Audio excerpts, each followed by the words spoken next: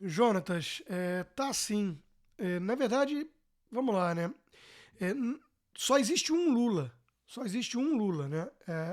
É um lobo oportunista, que de vez em quando usa lá pele de cordeiro. Então, o que a gente está discutindo aqui é basicamente qual é a roupagem que a sua campanha vai escolher para ele usar dessa vez. Isso importa, uma vez que a gente sabe muito bem e não há mais como alegar que ignorância em relação a quem é o Lula, né? Um oportunista, ladrão, corrupto, com um viés totalitário.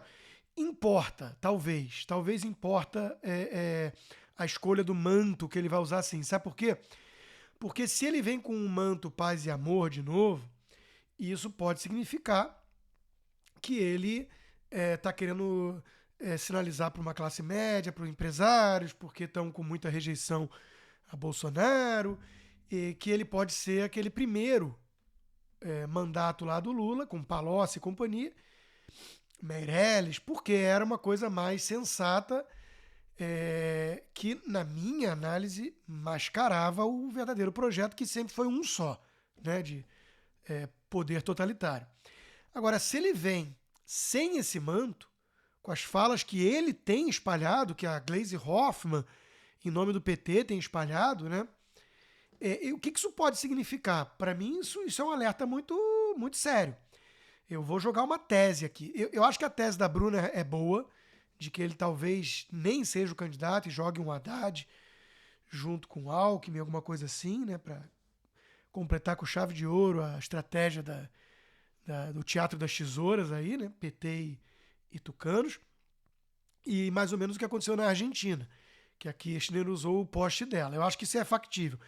Mas se for o Lula mesmo, e com esse discurso, né, de revogar as leis, as reformas trabalhistas, reestatizar empresas, ninguém, absolutamente ninguém, poderá alegar surpresa se ele pegar o poder e começar a acelerar num projeto Venezuela. Ninguém. Ele está falando que ele precisa censurar as redes sociais, a imprensa, com um nome bonitinho, com eufemismo de controle, né? Ele está dizendo que vai estatizar tudo, ou pelo menos reestatizar as empresas que são os cofres aí da corrupção, né? Do Petrolão, do Mensalão e tudo mais.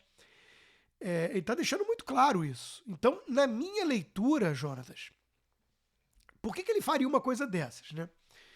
Bom, eu consigo ver algumas hipóteses. Primeiro, ele tem muito medo, muito receio de disputar e perder. Isso é humilhante demais. Ele está hoje lá, protegido, livre, leve, solto, desfrutando da fortuna que ele amealhou e tudo.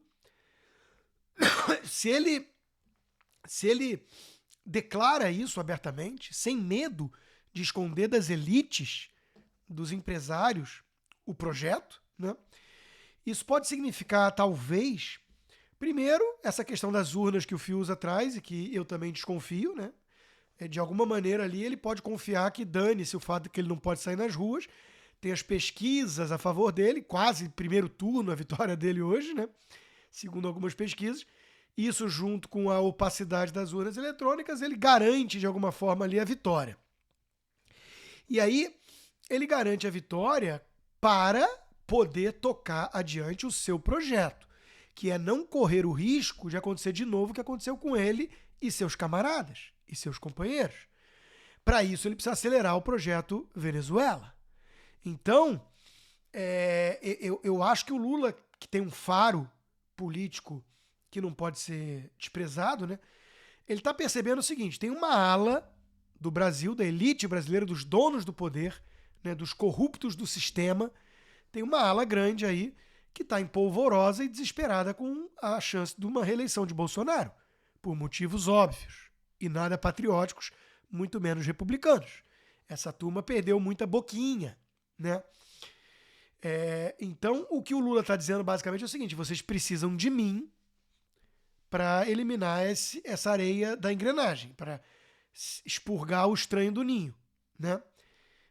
Tem ali uma ala que está contemporizando, né? Uma ala do Centrão e tudo, Ciro Nogueira e companhia, mas vocês, né? Alguns banqueiros, alguns grandes empresários, muitos políticos, né? Vocês estão fora de qualquer contemporização, de qualquer tentativa de abocanhar alguma fatia de poder dentro de regras novas, que não agradam muito os monstros do pântano, né? E vocês precisam de mim, porque Moro vocês não confiam e não tem muita chance, e esses nomes todos aí que vocês aventaram, Ciro Gomes, tudo isso é uma piada. Então, se vocês precisam de mim e o objetivo único, ou principal pelo menos, é eliminar quem está incomodando, o obstáculo à nossa felicidade, né, geral e irrestrita da nação, pelo menos da nação corrupta, né, então vocês vão ter que pagar o preço. E o preço é parar de fingir e brincar de democracia e entender que se eu voltar ao poder é para voltar nessas condições. São esses os termos do contrato. Então, para mim é uma sinalização muito clara que o Lula dá quando ele sai da toca e fala desse jeito, sem nenhum pudor, sem nenhum receio. O cara já não consegue levar ninguém pra rua. O cara tá dizendo, falando em alto e bom tom, que quer censurar a mídia, e a mídia tá do lado dele, contra Bolsonaro. Para mim, isso é a negociação de um sequestrador com seus reféns. E o que ele está cobrando para que ninguém possa depois fingir surpresa e tentar derrubá-lo, alguma coisa assim, né? Até para evitar que isso aconteça, ele está saindo da toca e dizendo o seguinte: tá bom, eu vou, mas eu vou nesses termos e condições, vai ser do meu jeito e o bicho vai pegar. Então, no primeiro ano, já vai ter aí projetos de Argentina como nosso purgatório, mirando no paraíso venezuelano. É mais ou menos dessa forma que eu estou enxergando as articulações dos bastidores e as falas abertas do PT. O jogo do Lula é todo ele nos bastidores. É o que o Dirceu está fazendo que importa.